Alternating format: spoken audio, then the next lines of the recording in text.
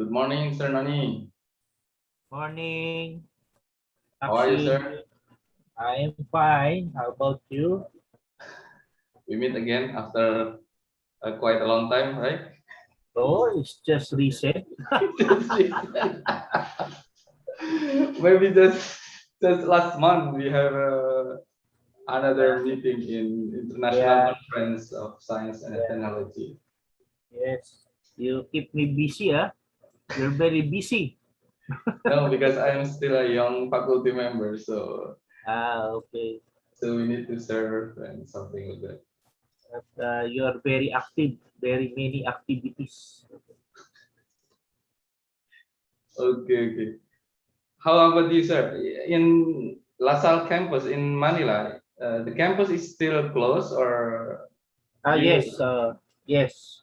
We will partially open the laboratories November. Okay, this coming November. Only Oh, laboratories.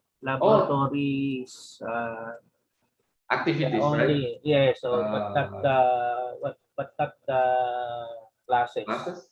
Yeah, because it's online. You can do Oh, online. still online until this the end of the year. Yes, yes. Oh, Maybe up to next year.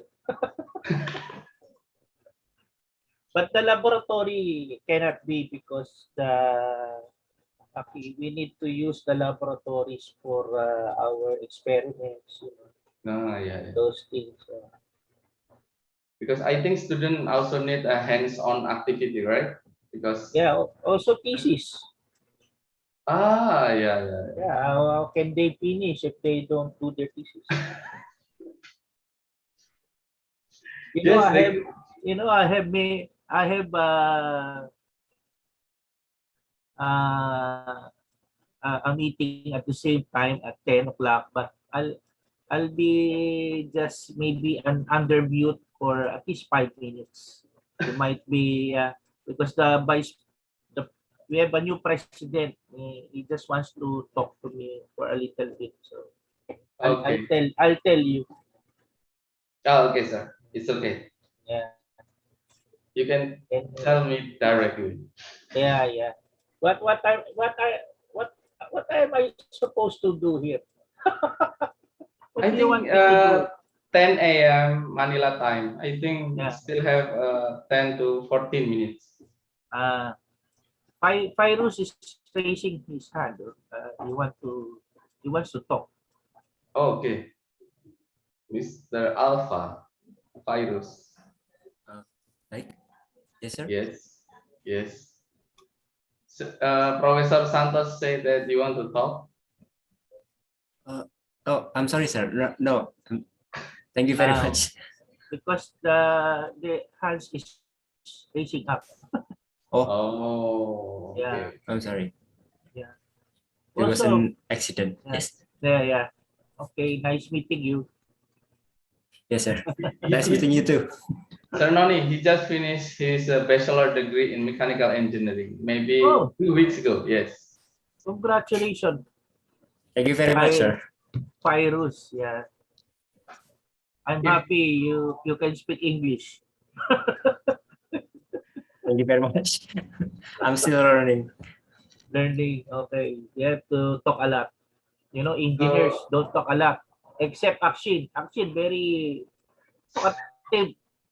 That's why he learns his English very fast. So you have to be talkative. sir, if you need like prospective students with really intelligent on it, so you can choose him. Yes, I Why not? guarantee that. I guarantee that. Oh, okay. That's good. I'm happy. Like you're very intelligent. Ah, Yeah. You're very intelligent, hardworking, very good in writing, everything, all in one. thank you, So sir. maybe Pyrus will also be a model, will model you. I Very think young. he can reach higher than. Like you can be higher than me. Oh, wow. Why not?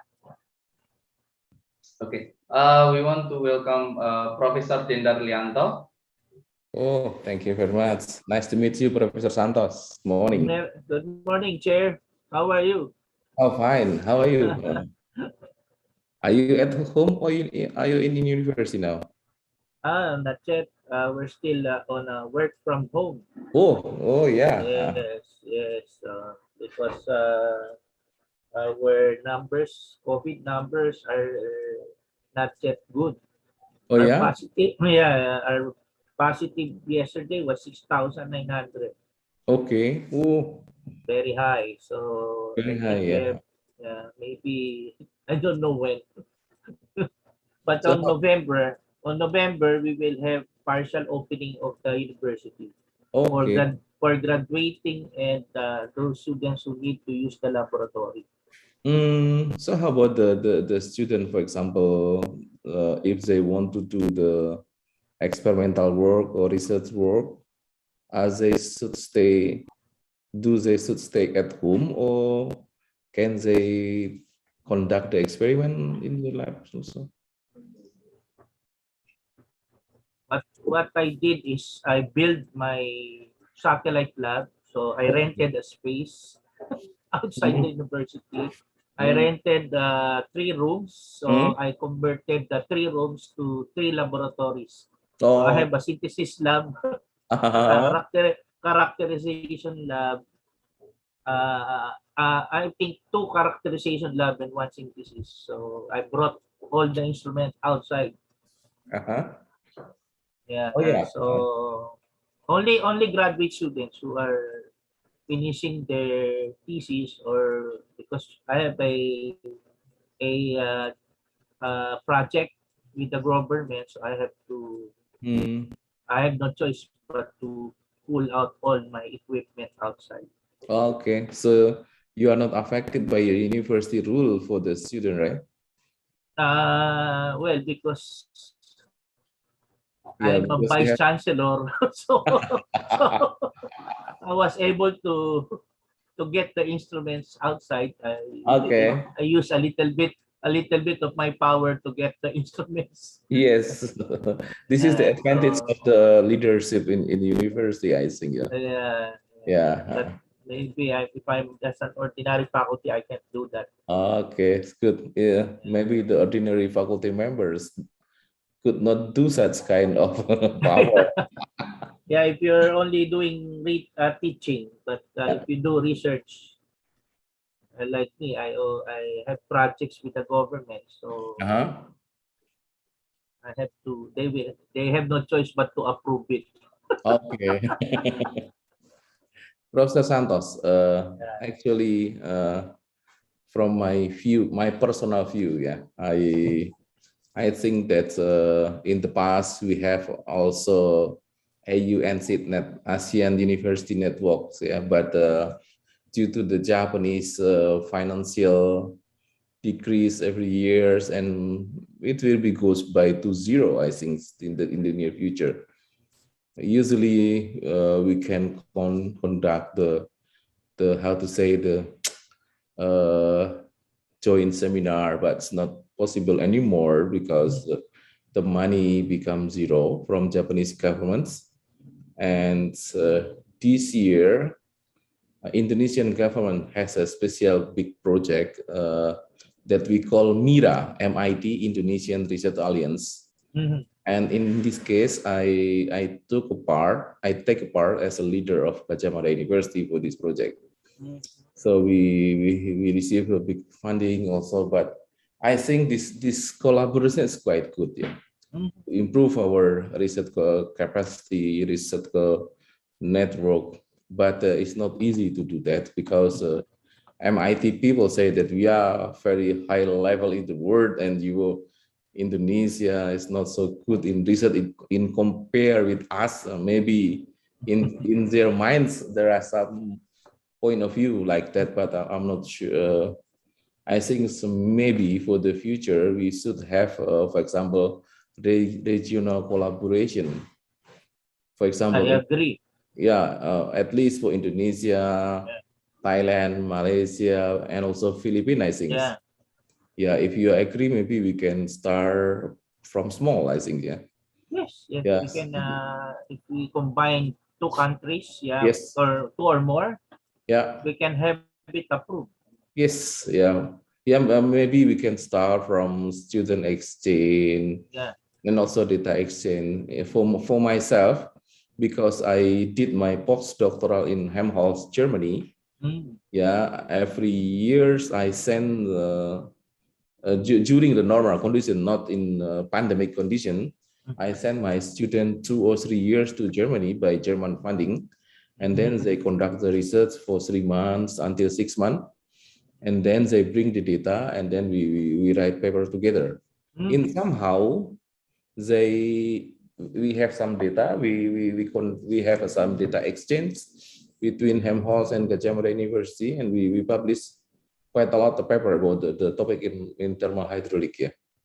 Yeah, maybe we can start from small with maybe Axin group and mostly Fun group with your group, another maybe my group from my field is multi-phase flow, thermofluid dynamic. Yeah, so maybe I can find the colleague from De La Salle University also.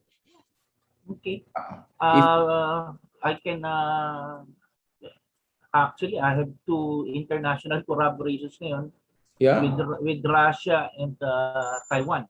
yeah, it's good. So we can have I can add you. Yeah, Indonesia. thank you very much. Yeah, Yeah.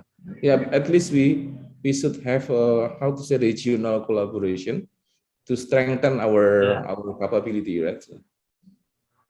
Yeah, if we from the my experience with MIT, it's not easy to conduct with a very high level MIT.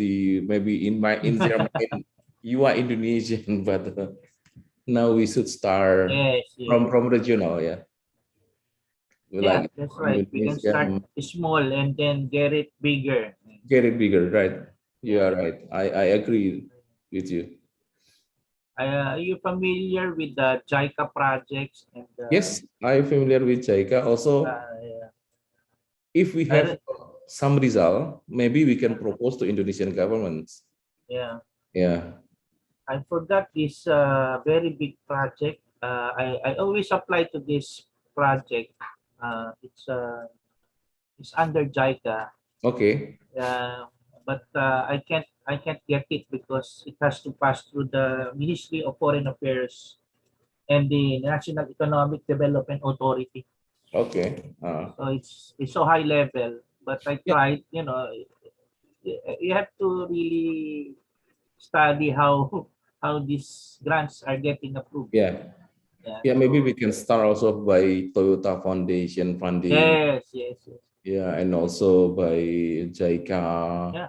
Maybe METI also. I actually I graduate from Japanese University also, Mm. and we can contact also from Japan by Philippine with your group also, and also Yeah, with yeah. Axin group in Indonesia.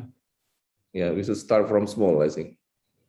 From Yeah. from Indonesian side, if we have a longer collaboration and we prove some result, for example, some Mhm. publication, Mhm. also we can get some money also from Indonesian government.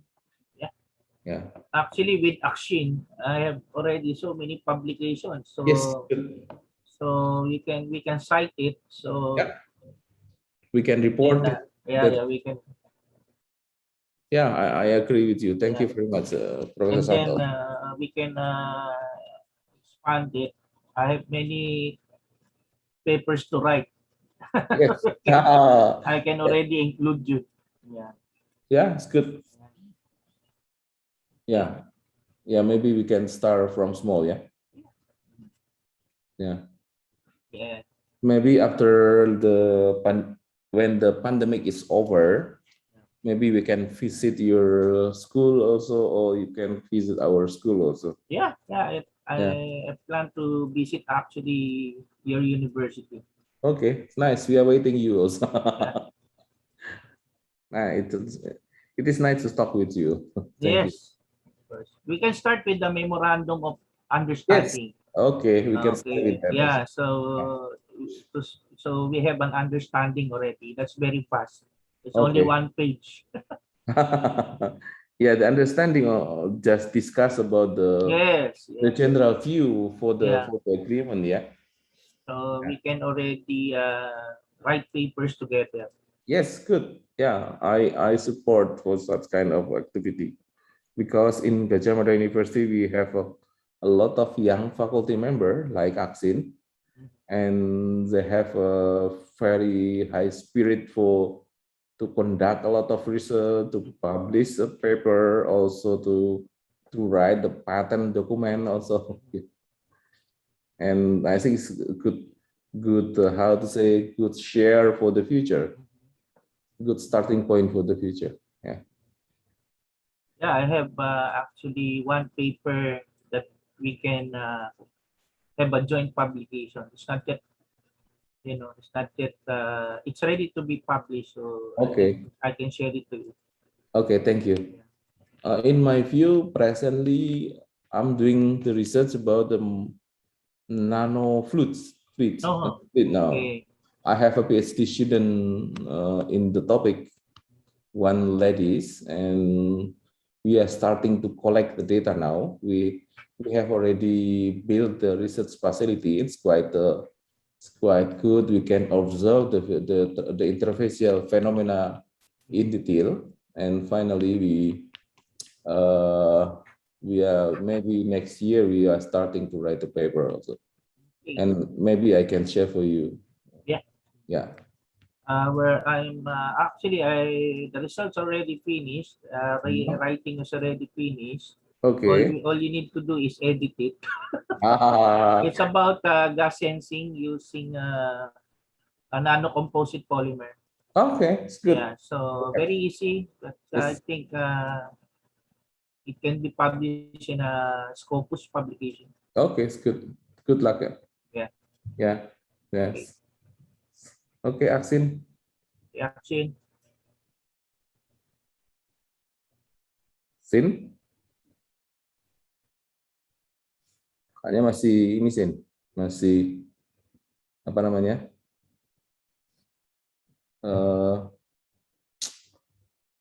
Masih mute Sin. Okay.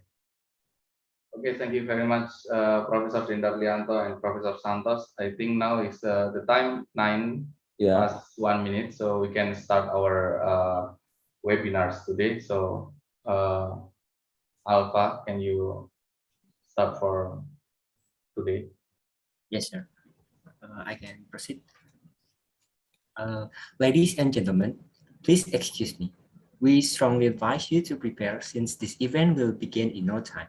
Thank you very much. Good morning, Indonesia. I would like to personally welcome Insinyur Budi Hartono, the esteemed head of the Department of Mechanical and Industrial Engineering at Universitas Gadjah Mada, and I would like to extend my warmest greetings to our distinguished guest speaker from De La Salle University in Manila, Philippines, the head of the iNano Research Facility, Professor Dr. Genuinato C. Santos. Good morning, sir. It is an honor to have you with us today. Morning. And the Honorable Dr. Muflihun as the moderator for this morning event. I would also like to express my heartfelt gratitude to our faculty members and attendees of this webinar series. Ladies and gentlemen, welcome to the Interdisciplinary Researches on Nanotechnology and the Future Perspective webinar 2021. Assalamualaikum warahmatullahi wabarakatuh. Om Swastiastu, Namo Buddhaya, Shalom. My name is Fairuz Alfalah Wibisono, and I'm here on behalf of the host webinar series 2, Merdeka Belajar Kampus Merdeka, Department of Mechanical and Industrial Engineering, Universitas Gadjah Mada, to serve as the master of ceremony for this event. Ladies and gentlemen, please allow me to read the rundown of this morning event before we begin. First and foremost, the event will begin with a warm welcome from the head of Department of Mechanical and Industrial Engineering, Universitas Gadjah Mada. The session will thereafter proceed with the delivery of material by Professor Dr. Genuinato C. Santos, our eminent guest speaker. This will be followed by a discussion and Q&A session. This event will then be continued with virtual documentation and closing remarks. Ladies and gentlemen, let us begin this event by praying according to our personal convictions. Please take a moment to pray for the opportunity that has been given to us today.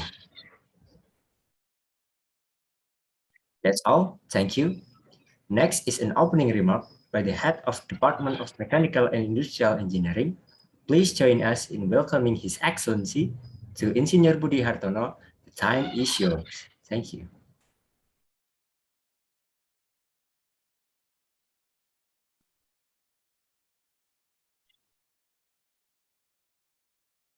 Assalamualaikum warahmatullahi wabarakatuh.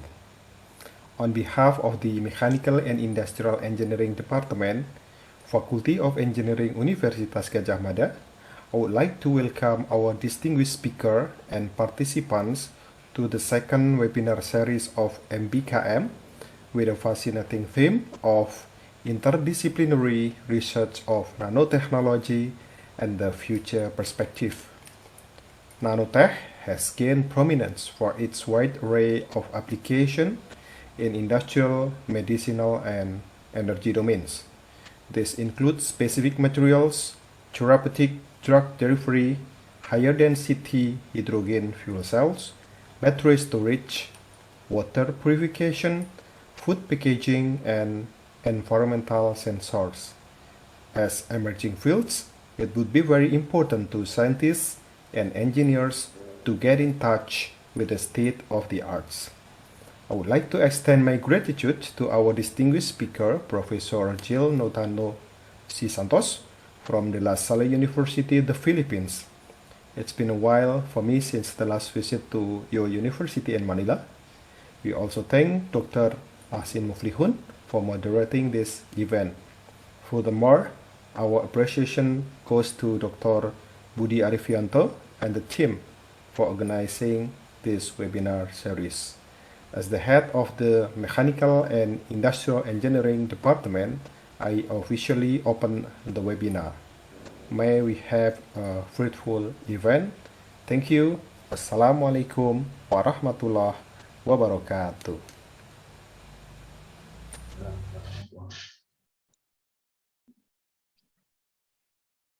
Thank you very much, Engineer Budi Hartono, for the opening remark. Ladies and gentlemen, this is the moment we've all been waiting for at the Interdisciplinary Researches on Nanotechnology and the Future Perspective webinar 2021. Please allow me to invite our distinguished moderator for today's event, Dr. Muflihun. Let us invite our moderator without further ado. Please extend a warm welcome to Dr. Muflihun. Okay, thank you very much, Alpha. Yes, sir. So thank you very much for attending this webinar series. Thank you very much for everyone, ladies and gentlemen. And again, I want to say gratitude to all attendants, ladies and gentlemen, that you can participate and join in the webinar series. So Alpha, you want to read my biography, or I can start directly to read the Professor Santos biography?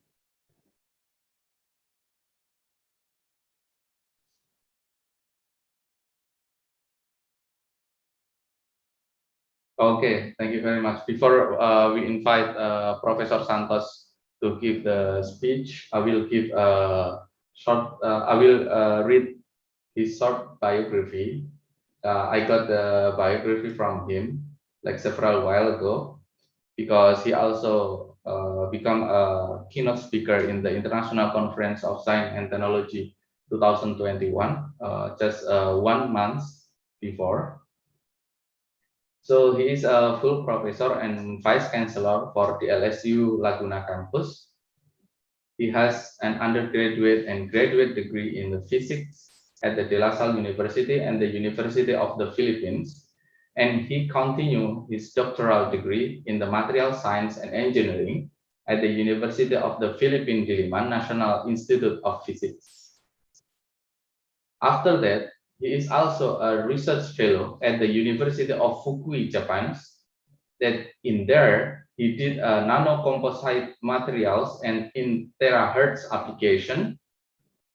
He is also a visiting professor in Osaka University, Quantum Engineering Laboratory, and Howard University's Atmospheric Science Research Laboratory. He is the research head of the Solid State Physics Laboratories and eNano Lab Research Facility. He has published an international publication in nanomaterials, nanosensors, STEM for basic education. He also received a patent for growing nanomaterials called horizontal vapor phase growth technique and nanosensor applied patent for gas, oil, and rubber sensing. He is the convener of Philippines Association of Physics and Science Instructor and was awarded Most Outstanding Physics Educator in 2010 by the Philippine Physics Society. He also obtained research grant from said DOST and used as developing a tin oxide silver nanocomposite materials for anti-heat and antibacterial application. He also received Carwin grant from USAID for developing nanocomposite material for anti-corrosion and anti-barnacle application for ship hull and development of a nanosensor for detecting lung disease. He also received grant for developing a nanosensor for animal feeds. Also received grant for developing a product for anti-UV, anti-corrosion, anti-barnacle, and he also received a grant. This is a prestigious grant from ASEA Joint Research Program on the fundamental studies of the physics properties of metal oxide single nanowires and nanoparticles for bio-nanosensing.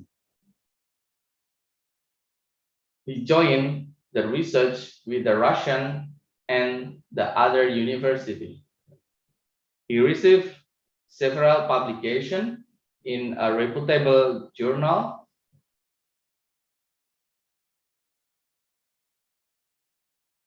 He also received several grants called surface modification of Philippines natural zeolite for the absorption of textile dye waste. So we want to invite Professor Santos to give a speech about the nano technology. Professor Santos, time is yours. Okay, Thank you. thank you, Akshin, Professor Akshin, for that wonderful introduction. Actually, I'm very honored and happy to be with you this morning to talk about what I'm doing in our research laboratory in De La Salle University. I'm actually an administrator, a researcher, and also a teacher at the same time. So I would like to inspire you while I'm doing three things at the same time. I don't okay do I do it? Being an administrator, a teacher, and a researcher at the same time. First is you have to build your network. You have to build your people. You have to build your researchers. And then you have to be a leader and also time management. Before I reach this part wherein I was able to get all those grants, well, one important thing is you have to build your network, not only in your university, but also with other universities. I'm just lucky that in this time wherein the head of the Department of Science and Technology and all other heads in different agencies are my classmates. And I have a good relationship with them. So that's one important advice that I have to give you is attend conferences, join organizations, national conferences given by your government. Volunteer, that's what I did. I volunteered my time with the government because I know that someday I will need funding. So I think I sat on a panel for studying research projects. So because you have to really study how there's no school, there's no subject that teaches you how to prepare a proposal. So what I did, the first thing I did is, how did these people submit a proposal and get it approved? So first thing I did is to join the approving the approving board. So I studied how the scientists write. Although I can write, but not the same as making a proposal. Because making a proposal is you're trying to convince a group of panel that your research will be funded. And how do you convince them? So I was talking to the chair this morning that it's important that we can start slowly, no? Or we can start this in small things until it gets bigger. Because we have to build the network and the partnership. So in that case, since I started joining the board, I was able to understand how to write a proposal then very nicely, and it will be that it can be approved by a technical panel. And the technical panel is actually composed of different universities also. So I have to make sure that what I'm doing is different from what they are doing, which means that you have to be innovative. You have to think out of the box. Okay, you should be doing things which is not being done by the other universities. Or you can be doing the same thing but with a different approach. So that's the next thing. How can I make, we're doing the same things, let's say nanomaterials, nanotechnology, but what makes me different from them? So what I did is I patented my dissertation. So that's the first thing I did. To protect my technique. No? So because someday another researcher will of course use my technique, and then they might even patent it. So that's the first thing I did. So but of course you have to tell that to your advisor, your dissertation advisor, that the plan is to patent because you cannot publish if you're going to patent. So how did I graduate if I choose the patent, the patent to patent? So I did write papers that is not relate that does not discuss the patent, but of course the results that I was able to get from that patent. So but of course I really delayed the publication for a journal, no? Because I had to first upload the the patent publication. After it's published, then you can publish the journal that you have submitted. So what makes my dissertation unique from the other universities on how they do nanomaterials? So I see that the university where I was studying, they're doing a technique that is very expensive. Really expensive because they have the funding in the university. So they have a molecular beam epitaxy. Our university doesn't have. So I thought of a way on how I can make a machine or an invention that can also make nanomaterials, but it's different from a molecular beam epitaxy. So for a molecular beam epitaxy, the the the species is gas phase. No? It is gas phase. That's the spices. No? So they mix it. For example, it's gallium arsenide. It's a it's a gas phase and then turn into solid. So I thought of a way to be different from a gas phase because One thing, it's very expensive for the gases. Also, for a molecular beam to run, you need a tank of liquid nitrogen. Not only a tank, a big tank of liquid nitrogen. So again, that's another cost. So you have to fill in the liquid nitrogen, and you have to operate within 1 week just to produce the desired product. So when I was observing it, I thought I was already thinking on how I can make a poor man's technique. I always tell that a poor man's technique. When I say a poor man's technique, uh,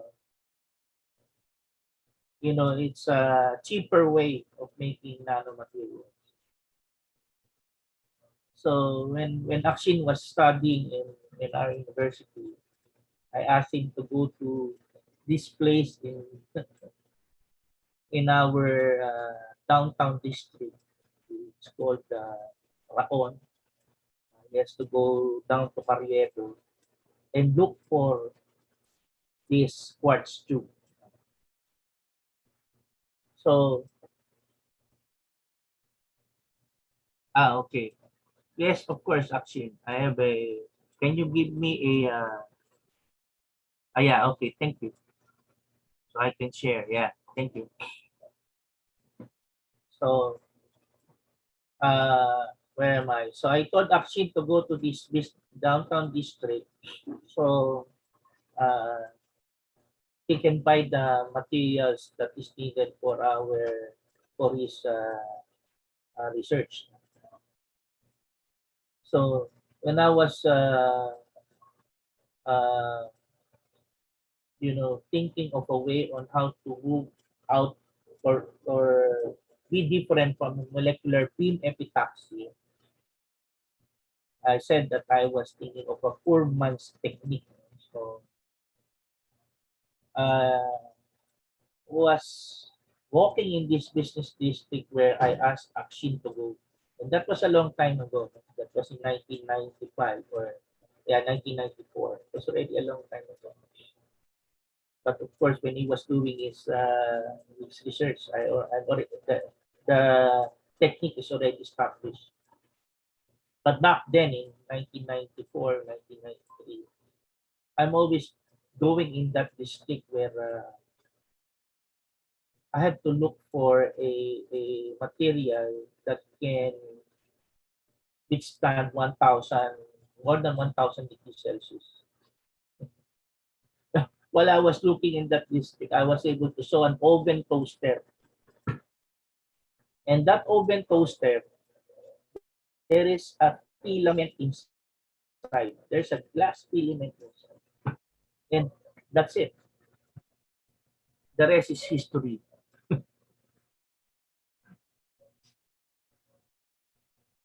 Yeah. The rest is history. I bought the oven toaster and I disassemble everything.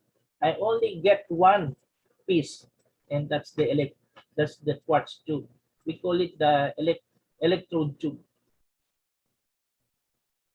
So I use that to be my chamber, a small chamber, because when you do nanomaterials, you just need a small amount of material. But I need a glass or a chamber better than a steel that I can place inside a tube furnace. So uh, so so then I have to learn how to do glass blowing. So I have to make a test tube. So I have to seal one end, and that's it. That's the one I use to make my nanomaterials, and that's the one I patented. And I earned a degree from that innovation that I did, making nanomaterials less expensive way. Then after having the patent, but before having it patented, I have to, of course, do a lot of research still, to make it reliable. That's why I handled more than 20 students doing the horizontal vapor phase through technique. and publish papers from that technique, because we don't want an invention that does not work. In science, there is this important word, reliability. So we have to have an invention that is very reliable and it is repeatable. So even if the student does this, another student does this, and several students does this technique and it works, then you can say that it's reliable. And you can also publish using that technique. So after doing the reliability test, it is repeatable. Now it's time to think of products, applications. So now that's why my first products were gas sensors. Okay, so but I don't call it products. The first prototypes we made was gas sensors. And then after making the gas sensor, so using that technique, uh, I talked to industries, and what are their problems. So that's why from the problems of the industry, we can address solutions to their problems. So after talking to the industry people, they have, got an idea on forming a startup company or making a research facility, uh, which eventually, when I grow old, I can grow old with it, even without me working in the university. That's why I formed the iNano Lab, or we call it the iNano. So this is a startup company wherein uh, I can address the needs of the industry or even researchers, not necessarily going into the university, but I can also advise them. Now, this one is with an approval, of course, with the university.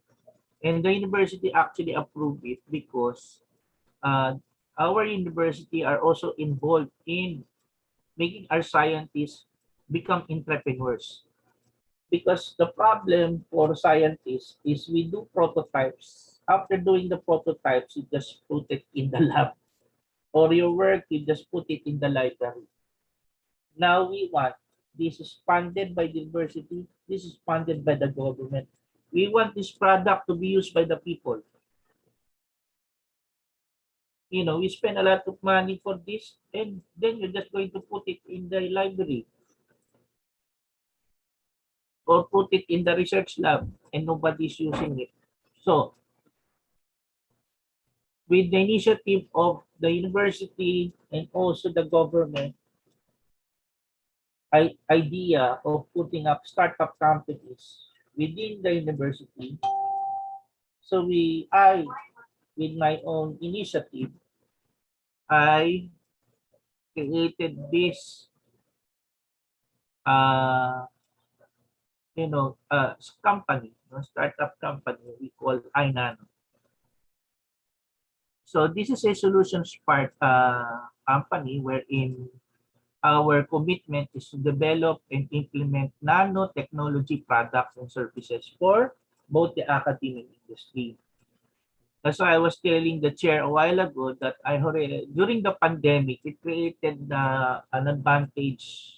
It was advantageous to me because I was able to move out the equipment and rented 3 satellite offices wherein we can operate 24/7. The problem is in the university, we cannot operate 24/7. So when I say 24/7, even in the whole day, even overnight, you can do research. I think our university has also to open the idea that to become a research university, it should be 24/7. And I know the professors here who studied in Japan and also other universities abroad that they open their doors to research 24/7. I remember when I was doing research in Fukui, I was going in the lab around 3 a.m. in the morning. Actually, I'm going home 3 a.m. in the morning from the research lab going to my place where I sleep. And then I was, I come across with Sensei, the research institute director. And it's just like talking to me in a normal way. And then he told me to do something and go back. So I just remembered that even in 3 o'clock in the morning, our sensei doesn't even know what is the time. So I have to go back to the research institute and follow his orders without sleeping. So that's what I mean by 24/7. So uh, any time of the day, any time of the week, even Sunday is open. So you can do research. So we established iNano in 2006 as a research facility that will offer testing and analytical services using globally certified equipment, because the equipment that I was able to get is from the research grant that I was able to get it approved. But as I said, before getting it approved, you have a good network. As I said, you have to volunteer for any government projects and also attend conferences, be members of associations. Our mission is to uphold a global standard of research and development services for nanotechnology. That's the real vision. Right now, I cannot buy everything. But what I can do is because of the network, I can ask the help of my network. For example, I will need a transmission electron microscope or a focus ion beam. That's very expensive. So I can, from the network, I can request uh, to help me do transmission electron microscopy. And then vision is to be a leading proponent of nanotech research by supporting scientists in the Philippines. In my bandwagon right now, I'm supporting two young scientists. I teach them how to apply, and they got grants under my research facility. So the structure is I have the research facility, the iNano research facility, and then I put up a startup which the name is iNano. So it's supposed to be incorporated different from the research facility, which is for the academia. For the industry, to develop products, we can sell products. Now, you ask me what will be the share. So we have also an agreement on what will be the sharing of the products, when if it is sold. I'm going there because uh, that is also important. So a while ago, Akshin was mentioning about the awarded research grants that I got is 58 million pesos. So that's very high already. Uh, Not included here is the previous researches that we have during the 90s. So I did not include that. But if I include, it is close to 80 million. And then to be able to get awards, of course, you have to show patents, you have to show policies, publications, or even books. No, so these are, you have to build your credential to be able to get a grant, or people will trust you. And then you have to build your people. It's important. A research lab is not only me. A research lab has to be composed of people, a good team of people. So working with me, PhDs, physics, MS students, PhD students. So we have to manage them. They are also going to work on their degrees, on their dissertation. Then they can use our research facility. But a problem is you have to also have a time bound, especially for industry partners, because our industry partners cannot wait. So while they're doing their dissertation, their research, their thesis, part of that is the output that is needed by the industry. So you have to make sure that you can deliver the output for the industry partner. So this is the whole team, the president of the university, the chancellor is with me, my collaborators from other universities, international partners, also backed up by the admin. With me are the Latin students, no? Including here are my Russian counterparts and my Taiwanese counterparts.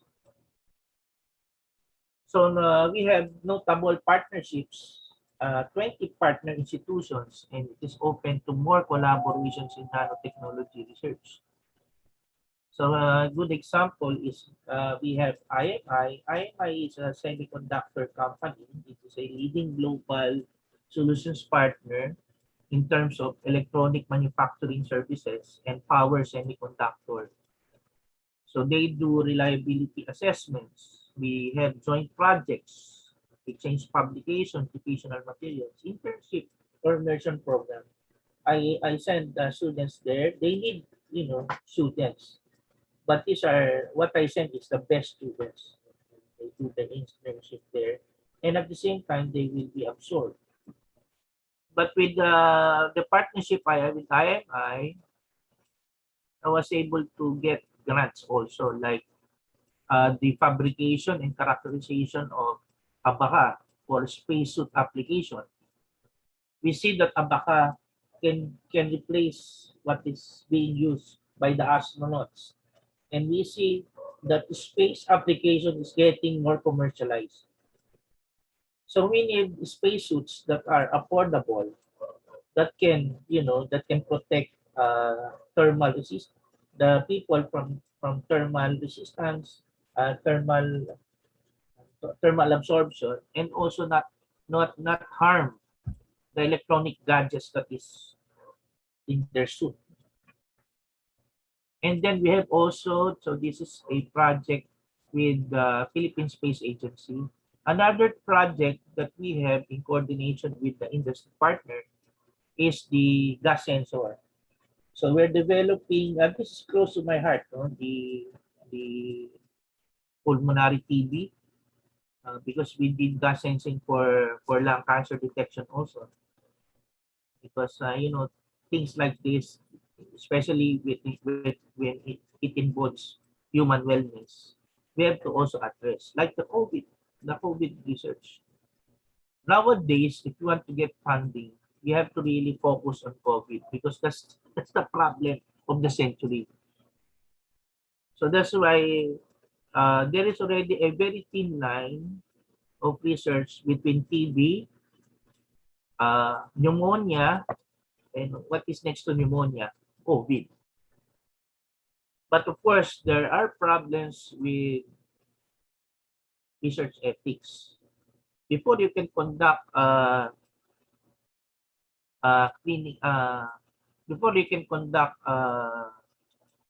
human testing, you have to undergo good clinical practice workshops. You have to take an exam in our country, what we call the good clinical practice. So you will be with doctors, you will be with inventors, because you're not the only one doing devices. There are also other engineers who are doing health devices. So right now, there is a race for fast response of COVID. Okay, better than the PCR, RT-PCR, antigen test. Okay, so that's why we're developing the breath analysis. So with just one breath, you can know if the person is COVID infected. Then they can already do quarantine, he can be treated, he or she can be treated.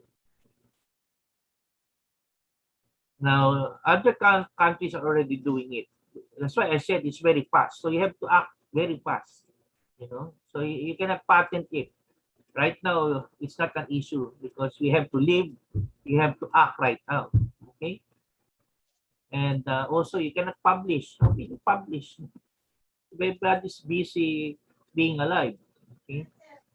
What you can do is help. And then also, together with the IMI, we got a E-Asia grant for bio-nanosensing, no? And also the USA Aguila grant for lung disease detection. So that's why my grant was approved because I have an industry partner and also I have a international collaboration. That is very important to establish. So these are my notable partner institutions like the Blue Sea Technology. So that's a shipping company. Actually, they're a consulting company for energy ship companies. So I was able to collaborate with them and then talk about the problems in the plant. So from there, I know what to write and how to propose. And then look for people who will work with me. And that's the time I submit a proposal and look for funding agencies. So in 2016, I got funded by USAID and also the OSTP shared for making a prototype for nano coating of ship hull. For the lung center of the Philippines, so this is for lung diseases. So I talked to the doctors, what's your problem? Our problem is the patients. They don't have money. They don't have money. It's true. It's very expensive to do laboratory. Can you help us make a sensor that we can use for the patients, those who are indigent, those who don't have money, but we can help them manage their disease. It's not a cure, but at least it's a fast response. For example, the patient has TB, they can already administer treatment without doing a lot of laboratory tests, which the patient cannot afford. That's why we partnered with them and get it approved from international institutions. Like the E-Asia grant is from a Japanese grant, Taiwan grant, and also the American grant. So I got 3 grants doing this lung disease. And there are many lung diseases. And then I got a partner for the space application we call the Ibarra watches. This is a Philippine company that makes Philippine watches. The thing there is he wants his watch to be used to be unique. So I told him, why not make a watch that can be used in outer space? So he joined us and we applied the grant under the space application together with the space suit. Okay. And then we have the Philippine Textile. This is another good agency wherein the problems of the textile industry is the textile waste. What are textile waste? The textile waste are the dyes. No? Where do when the dyes are being removed by the water, where will they go? They will go to the rivers or the lakes. Before they reach that, you have to think of a way on how you make it clean again. So we talked to an industry partner and also an agency on how we will address textile waste. So that's why we created Surface. Okay, this is a mineral in the Philippines where we can use as a wastewater to filter textile waste. And then, of course, you have another partner, National Taiwan University. They're very generous. They're even giving me, sensors to be used. No, they actually make their own sensors so that I can test. So that's why we joined together for this lung diseases application. We create sensors for lung diseases, especially for TB. Problem with of course, like any other universities, our problem is the hospitals.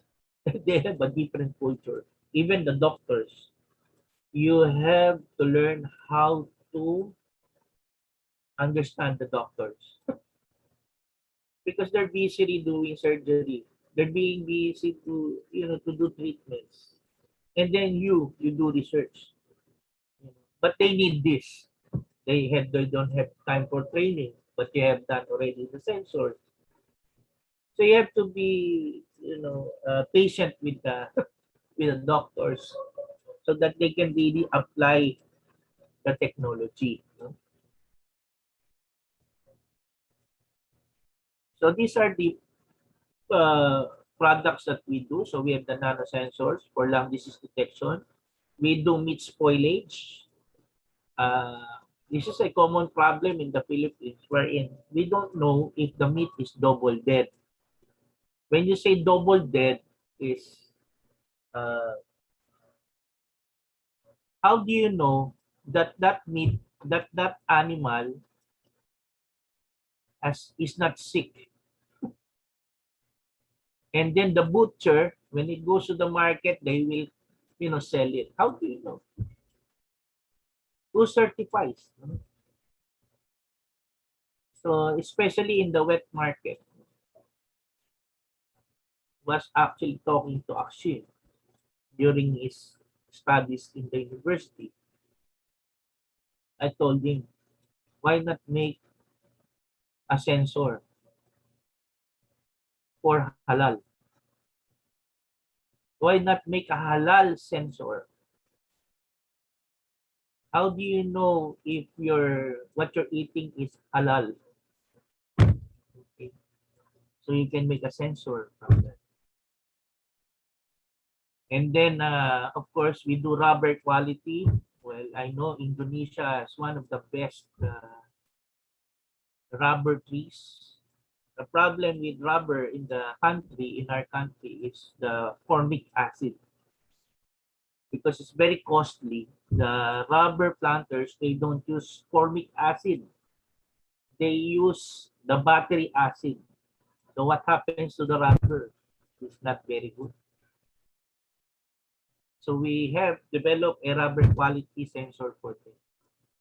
And then also aflatoxin detection. This is very dangerous.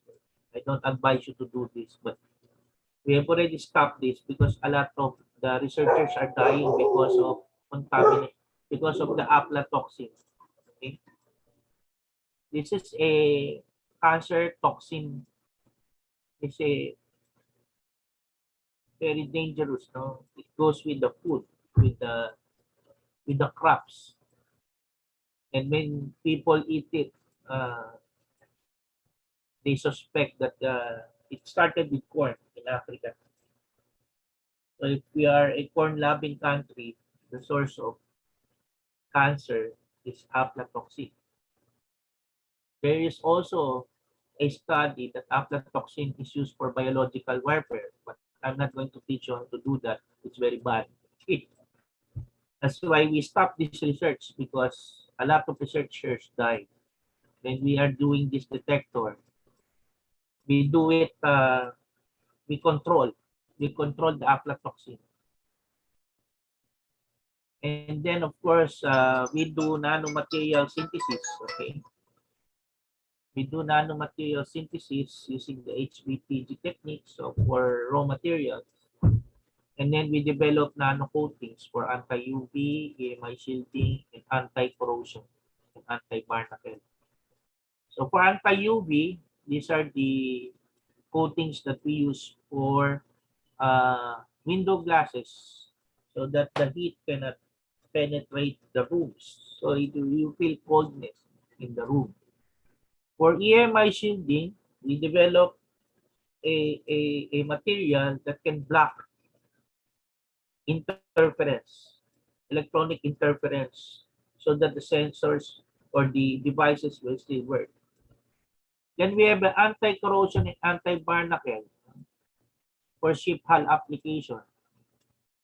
So these are for ships that has a problem with corrosion and also for barnacles. No? Barnacles are these like shells that is attached to the hull, which affects the motion of the ship. No? So yeah. So these are the notable projects that I have discussed. So the nanosensors. So these are the patients that we go to the hospital and use the sensors to examine the patients if they have a lung disease. Now, these are the prototypes that we do in collaboration with our industry partner. We use their lab to develop and design. One thing about the industry is we have to talk to them if they're really interested. So I am lucky that our industry partner doesn't care about the patent. They just want to help. They just want to help. So you need a good partner,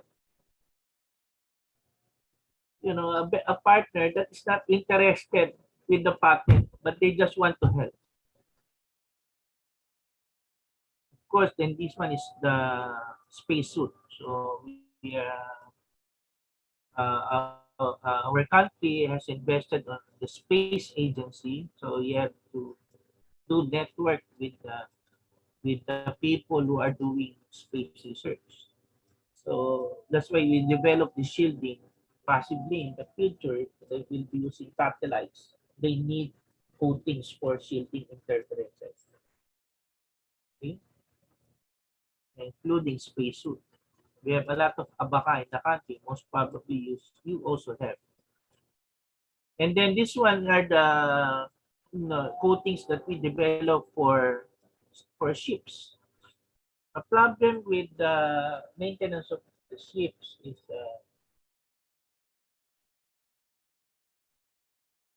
the operations. And normally it takes 6 months to maintain a ship because of corrosion, water pollution, and also barnacle attachment. Their maintenance was reduced to 2 months. Of course, for the industry, it's good to them because they will earn money. But the industry is being hurt because of the operations. So that's why we, in collaboration with our industry partner, we developed this marine nano. So these are the notable patents that we have, as I said. So I filed in 2009. I just got it last year, 2020, the invention patent. And also we filed the patent for gas sensing. But these are only Philippine patents. These are not international because it's very costly to do international patents. So I need another partner so that will be able to patent it internationally. We have also for surface roughness and also for anti-biofouling, anti-corrosion. And also lately I have not included the oil degradation. Thank you very much. Okay, thank you very much, Professor Santos, for the interesting speech and presentation. The path of the researcher to build the facilities, enlarge the networking, and how to balance the work in research, administrative work, and personal life is also really important, I think, for us. And Professor Santos also talked about the development of e-nano lab from the beginning to the present time. That's, I think, the result from the hard work and hard job that he did many years, and I think we can have many inspiring stories or any experience that he did. Now it's time to the participant, all of you, if you have any comments, question or suggestion, so you can raise your hand, you can directly ask the question or comment or suggestion to Professor Santos, or you can type in the chat box so we can read for you to Professor Santos, or he will read directly from the chat box. So it's open for the question and answer. So if you, any participant have a question, please you can ask question, raise your hand, or if you are unable to talk directly, you can send a question in chat box. Thank you.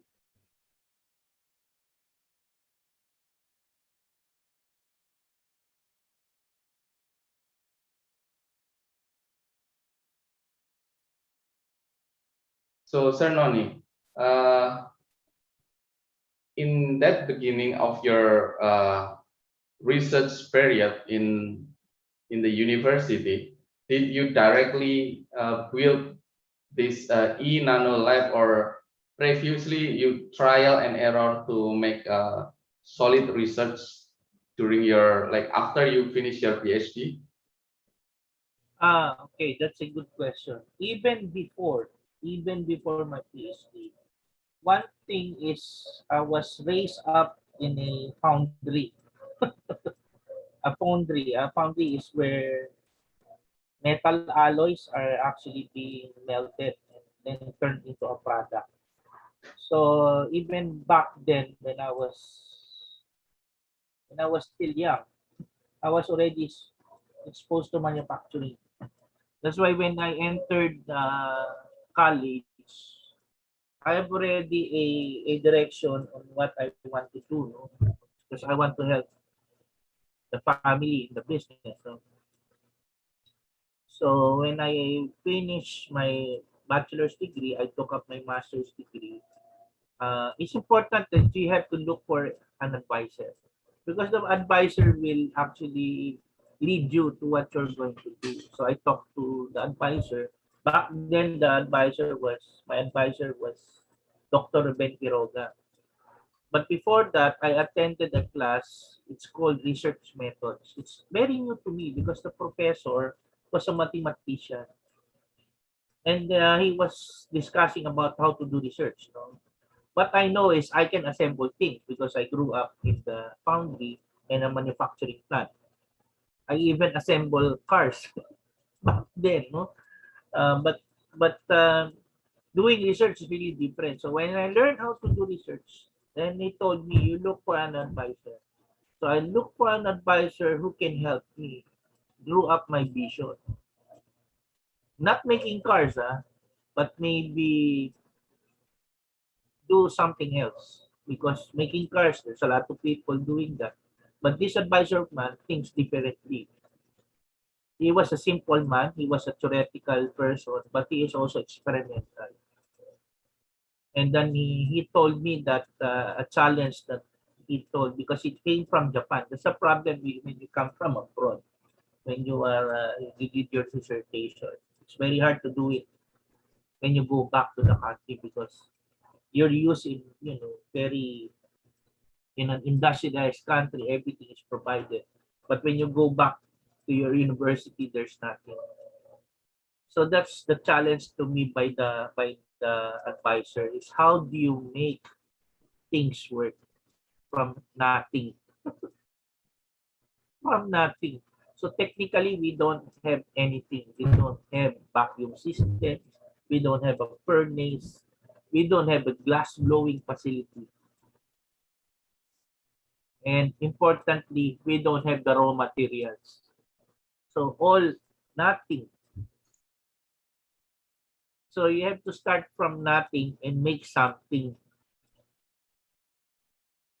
How did I do that? So with my experience with making things, I was to slowly develop the lab, the mini lab, that I had using alternative materials. But of course, I have to use first my money, my personal money. And back then, during the 80s and the 90s, that's a lot of money. So, but I don't have a family yet back then. I'm still single. So I can spend a lot. So what I mean is, I ended up not playing tennis anymore, not buying computers. I had to give up a lot of things because I had to do this research. And then I started, because I need more money, I started writing books. I start writing books. When I start writing books, there's no writer for science books in the country. So I earned royalties back then, and I used that money to build my laboratory. It's very expensive to have this thing that we do is very expensive. A very expensive, what do you call this? I call this hobby. A very expensive hobby. But it's worth it. It's worth it. I was able to publish a lot of paper. That's why even if you don't have a lot of things, but being innovative can help you a lot also in publishing things. It's just looking for the right papers that you can publish your results. Of course, our our vision or our goal is to publish in Nature, in Science, of course. I've already done that. But to be able to publish there, you have to have an international collaboration. For now, for now. But you can try if you can do it on your own. And also you need money. There is cost. There is not anymore free to publish, especially to Nature. Okay, sir. So when you start to build your lab, you already become a professor in Belajar, or like just the early career in there? I'm the same as Pyrus Alpala. I was the same as Alpala. I'm a part-time faculty. And then after 2 years, I got a full-time job. But I told you need an advisor. It's very hard to move. You need to belong to a research group, because that it will lead you to what you're going to do. You cannot be on your own, or else you're going to spend a lot, which I did. What I did. So I won't. Well, it's a challenge. I don't know if a lot of people are like me, but I hope I already built the lab. So lucky for you and the others who are benefiting with the lab. But now it's time for you to do your own lab. Just like any other medical doctors, if you're finished with your being a doctor, you have to make your clinic. And you have to put something in your clinic to treat patients, right? The same with us as scientists, you have to make your own lab. So who are the patients? The students.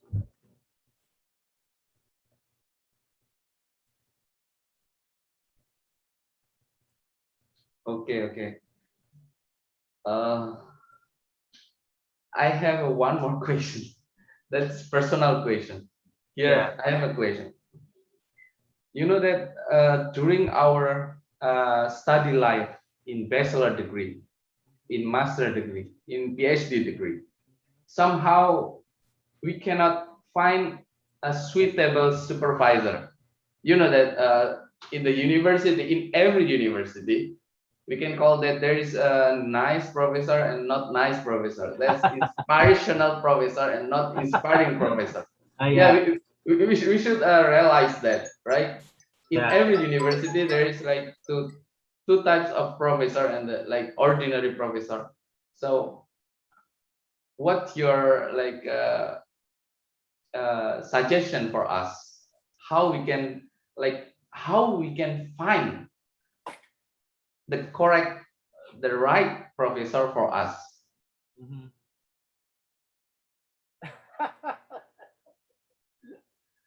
That's a very tricky question.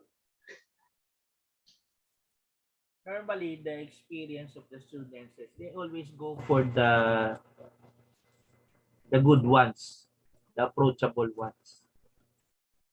Of course, why will you go to a advisor that is not approachable? So since you have already identified a professor that is very approachable and he has time to talk to you, then you have already solved one problem. The next problem is, does he have the network? When I say does he have the network, because you will need also help. For example, in your case, we are doing materials, but we need help from the electrical engineering to do your characterization. So since I have partners there and they use my name, we can easily ask help from them because, oh, that's Professor Santos' student and he helped us before. So the helping others and helping researchers means also a lot. In return, you even if you don't get paid, they will put an effort to help you because you have also put an effort to help them.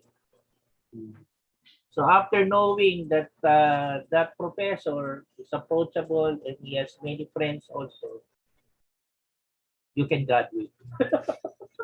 You can graduate. You have a good chance of graduating. Now there are professors are not very strict. I agree with that. It doesn't mean that they are not good. It's just that they have their own rules. So then, if you really want to work with those professors which are very strict, why not? Why not? Then you have to stay with them. You might learn with each other. And then, of course, publish or else you will perish.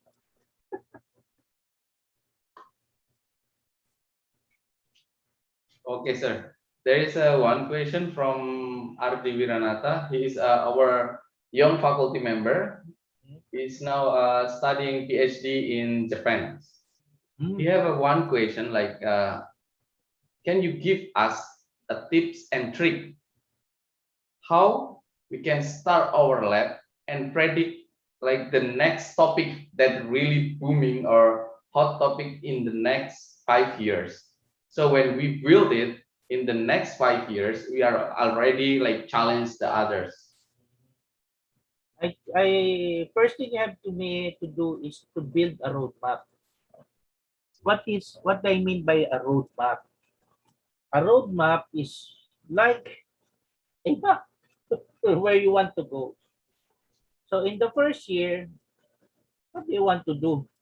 In the second year, the third year, the fourth year, the fifth year. So since this is, I believe, science and technology university, and you are studying in a technological school where science and engineering is at the best, the end, the end is the technology pathway. When I say, what is your technology roadmap? You have to always look what do you want to produce. How are you going to produce? So you start on the raw materials. This is your first road. After producing the raw materials, how do you characterize the raw materials you have bought? After characterizing, next step in the third year, what are the applications of these raw materials? Then from there, you can build your applications in the fourth and the fifth. In the fifth, it's already being used as a technology. It takes 5 years. Now, if you want to make it very fast, have a partner. Who are the partners? Industry partners. You know why? Because they cannot wait. They cannot wait. They want it very fast. 5 years is too long for them. So that's what I do. To make it fast, I talk to them. What are your problems? What do you need? What is the target? If you need it in 6 months, you have to do the product in 6 months. Okay? So if it is in 1 year, yeah. But of course, it's really time bounded. A good example is this company. They went to me. They developed plastics for drain. This is 3D printed. Okay. The problem here is not the product. The problem is if you place this in a 40-story building, all the way from the top going down. The problem is the avalanche effect. If you have a 40-story building and you put this drain, can it withstand the pressure?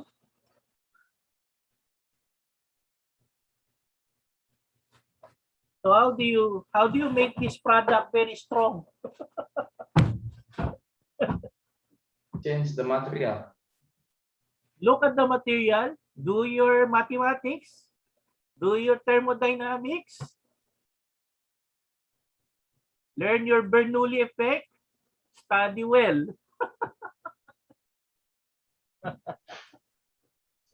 Or you can do simulation. That is the least expensive way. If you know your finite element analysis, Yes. use your computational ability to develop materials and design, and then test. Rather than spend a lot of money and then put it in the 40-story building, test with water, and then put some meters. How much money is that? And then the problem is if it does not work, then you have to make another material. Put it in a 40-story building, another batch of tests. You see? But, that's not your problem. Just a problem of the industry. You let them spend because they will earn money from there. You are a consultant, or you are what you call this, you help them solve the problem. And because you don't have the money, but you have the brain. Okay? Because they don't have it anyway. They don't have the physics, they don't have the engineering. They have maybe the engineering ability, but they don't have the equations to prove that it will withstand the pressure. So the technology pathway is very important. You have to build the roadmap. And to make it faster, you need to have a network because these are time bounded.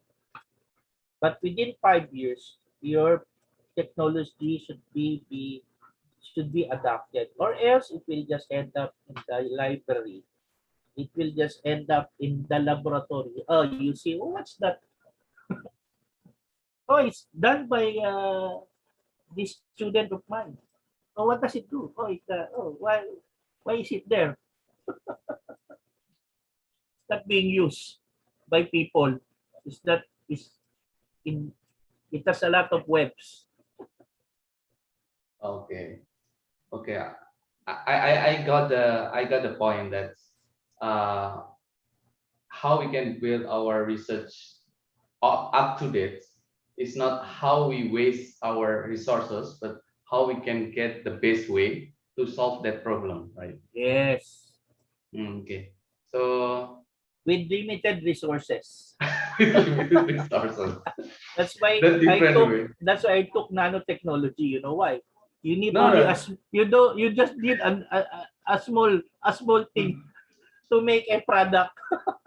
But in nano, that's the most expensive. How we Of- characterize, how we make it, Of right? course, of course. That's why I don't know. Maybe I'm lucky, or Okay. I just got people who believes in me. You have to have that kind of Okay, okay. you know, So, you have to uh, make yourself believable.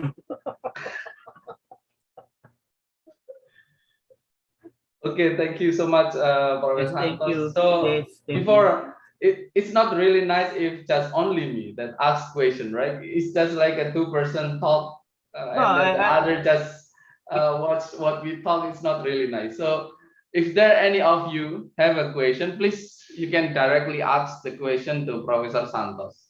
oh, there's one, Indro. Okay. Oh, Is it okay. okay? Dr. Uh, Indra, please directly just talk with Professor Hello, Santos. Professor. How are you?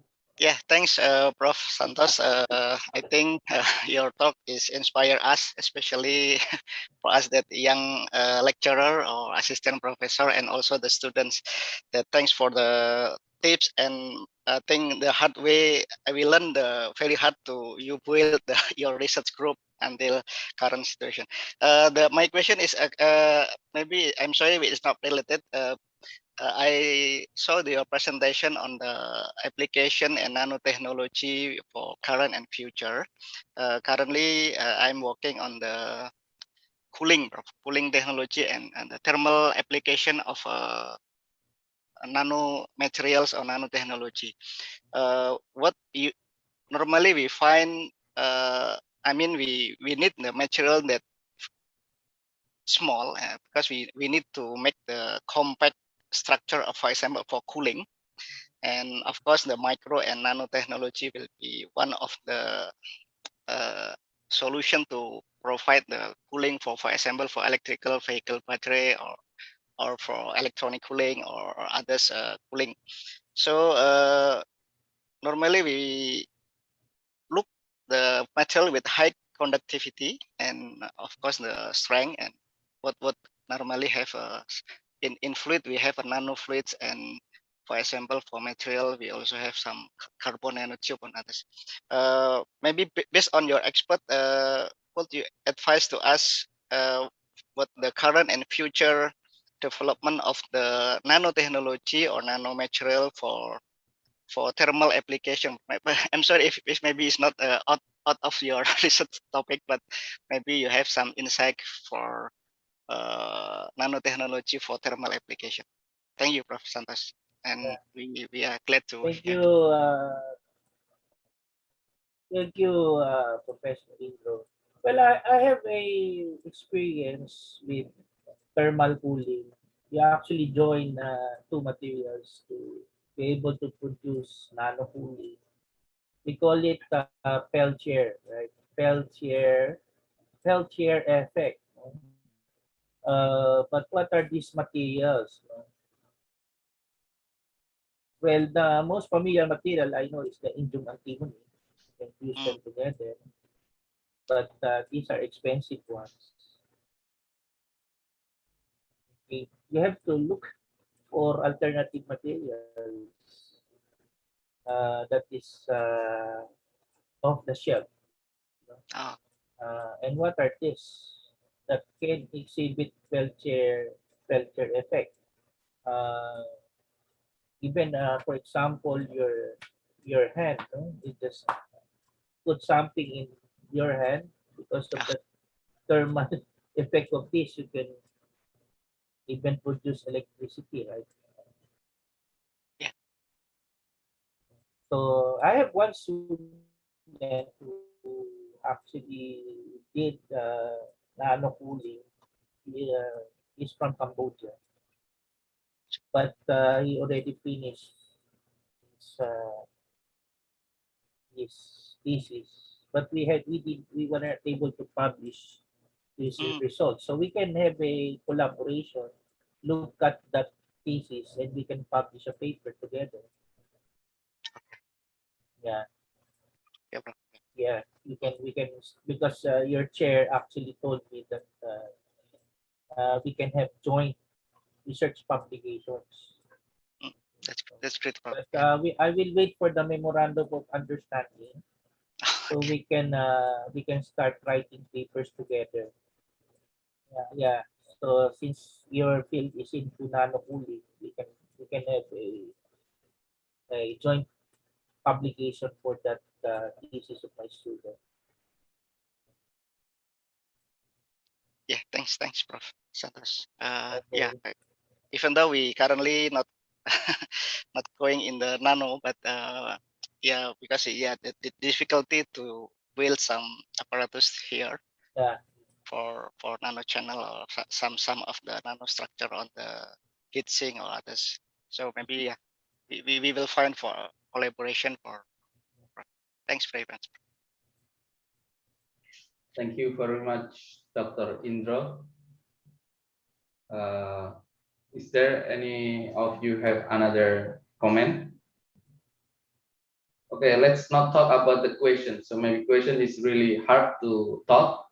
So just if any of you have a comment or just you just want to have idea to talk, you can directly talk to Professor Santos. We still have maybe 4 minutes before we close the section. Izin bertanya Pak Asid. Oh ya, silakan. Oke, directly, Mas Galih, monggo. Thank you very much, Dr. Asin, Pak Asin, and Professor Santos. Thank you very much for having you here for our webinars. Okay. It's very glad for us. I'm Gali from Master student in Mechanical Engineering UGM. I am interested in one of your presentation about the nanocomposite plated, correct me if I'm wrong, Abaca fabric, right?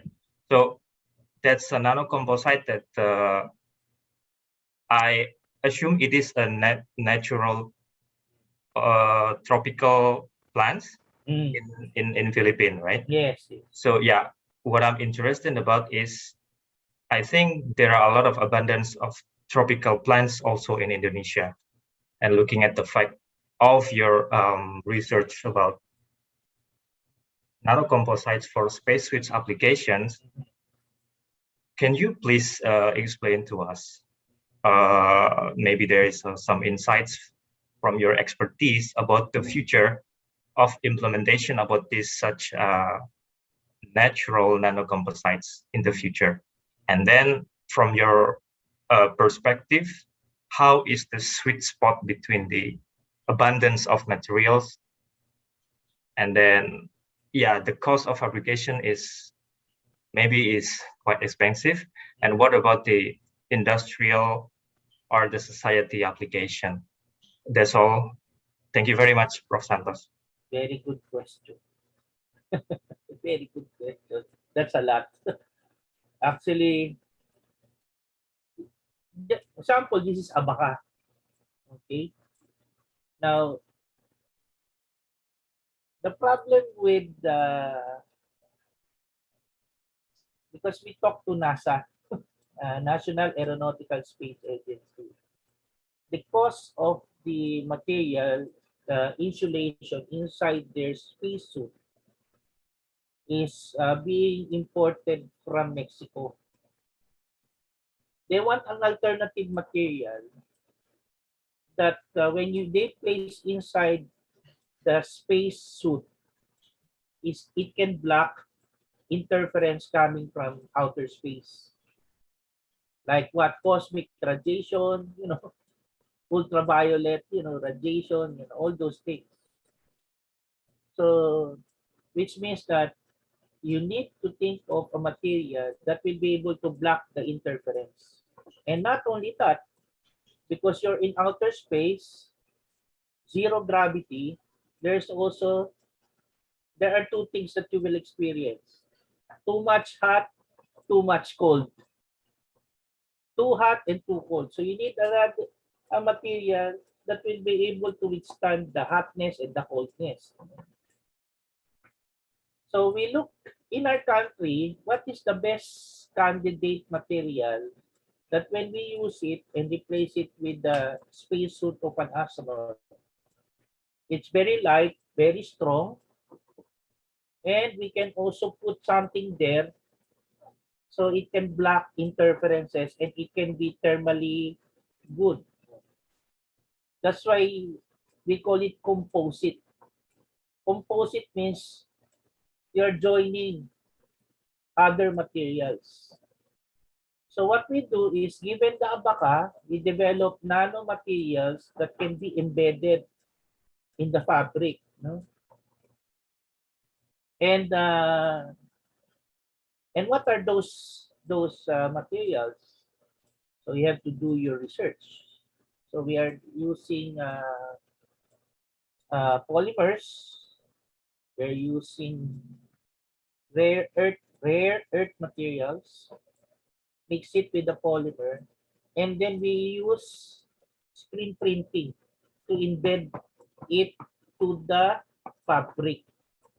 After embedding, we go to the Philippine Nuclear Research Institute. We use their radiation, because how do you get cosmic radiation on Earth? So the least radiation or the maximum radiation that we can get from the Philippine Nuclear, we test our material. We have an electromagnetic interference meter, so we can use that. But since we need cosmic radiation,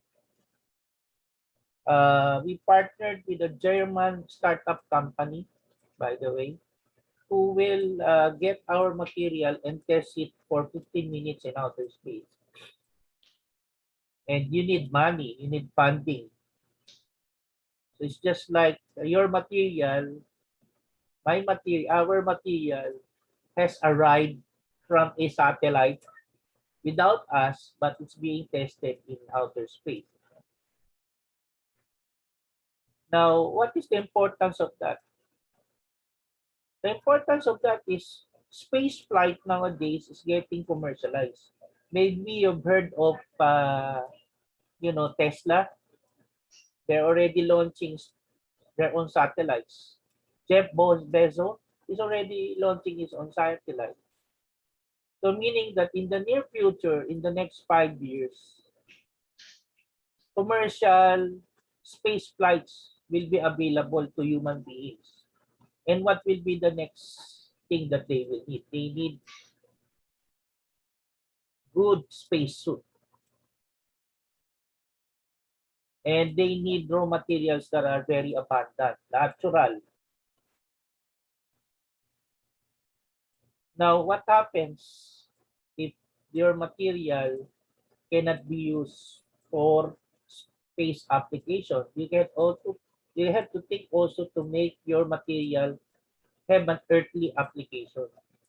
Since the material is good for interference, electromagnetic interference, then you can use that material for fraud. You can use it for blocking.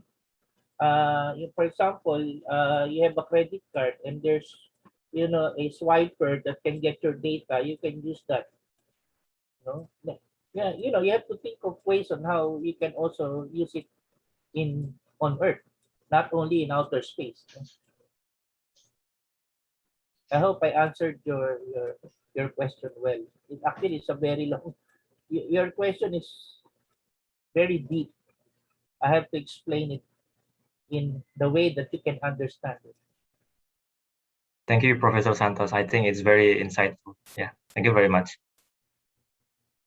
Okay, thank you very much for everyone that you attend this webinar series, and thank you very much, especially to Professor Santos.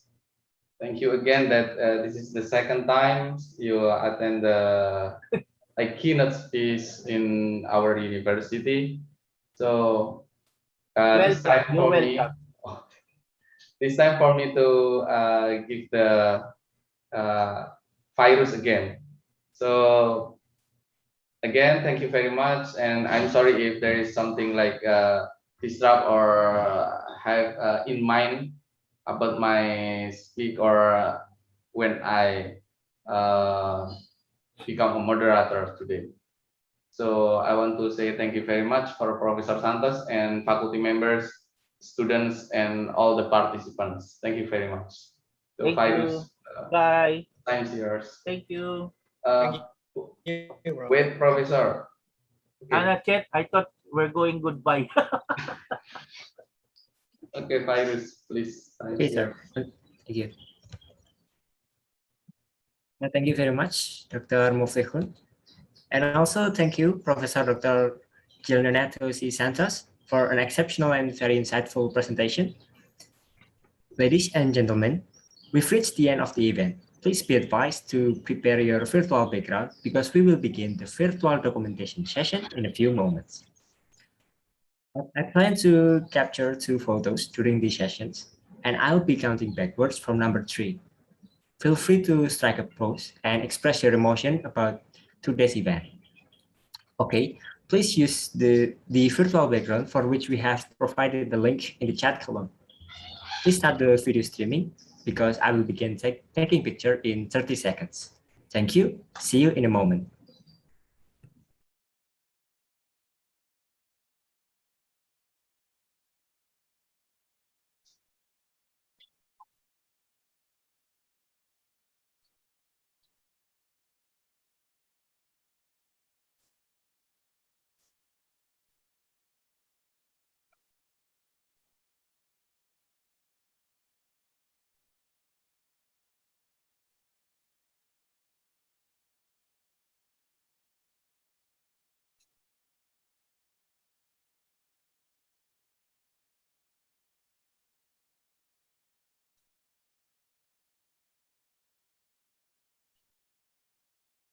Okay, 30 seconds have passed. And it appears that many people are ready to strike a pose for this session.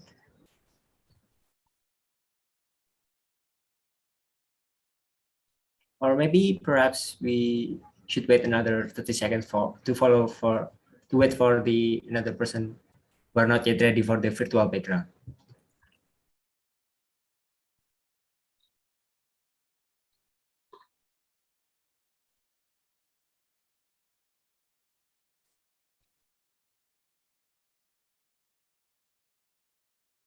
Okay, great. So I'll start the count right now.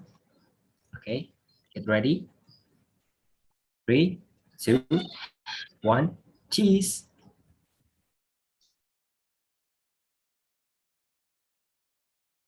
Okay, one more. 3, 2, 1, smile. Okay. Thank you very much for your cooperation. I would also like to remind everyone to fill out the attendance form, which we recently put the link in the chat column. Please follow the link to finish the requirements for receiving a certificate for this webinar. We apologize for any inconvenience and look forward to seeing you at our next event. Thank you for taking part in today's webinar and for your enthusiasm. And for the honorable guest speaker today, Professor Dr. Gilneto C. Santos, the committee would like to express sincere gratitude for your vast knowledge, insights, and expertise. We hope you have a pleasant virtual visit to Universitas Gadjah Mada. Finally, I am Virus Afraf Wibisono on behalf of Webinar Series 2, Merdeka Belajar Kampus Merdeka, Department of Mechanical and Industrial Engineering, wishing you a wonderful Tuesday. We hope to see you again at the next event, which will also be themed on technological advances. Wassalamualaikum warahmatullahi wabarakatuh. Om Swastiastu, Namo Buddhaya, Salam. Thank you very much. Thank you very much. Thank you, Sir Noni. See you again. Thank you so much. Yeah. Bye-bye. Thank you. Bye.